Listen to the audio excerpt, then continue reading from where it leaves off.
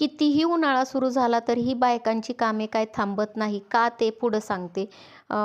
कपडे धुतले आणि कपडे धुतल्यावरती एवढा स्ट्रगल असतो हे तुम्ही मागच्या व्हिडिओमध्ये बघितलं असेल. मस्करीचा भाग नाही आहे खरंच. वरती कपडे वाळत घालावं लागते कारण की कपडे खाली सुकतच नाही आणि उन्हामध्ये कपडे वाळल्यावरती एकदम छान फ्रेश वाटतं.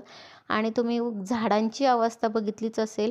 उन्हाळ्यामध्ये आपल्याला एवढी तहान लागते तर त्यांना बिचाऱ्यांना झाडांनासुद्धा ही पाण्याची गरज असते. त्यांचीही काळजी घेतली पाहिजे.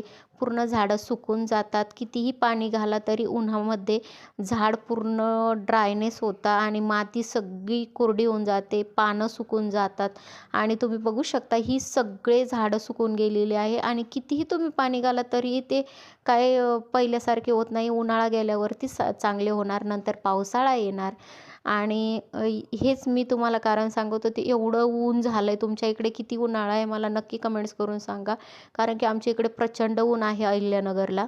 बाहेरसुद्धा यायची इच्छा होत नाही, जाण्याची इच्छा होत नाही. बघा तुम्ही बाहेर कुणीच नाही आहे आणि असा आहे आमचा उन्हाळ्याचा दिवस. Thanks for watching. बाय.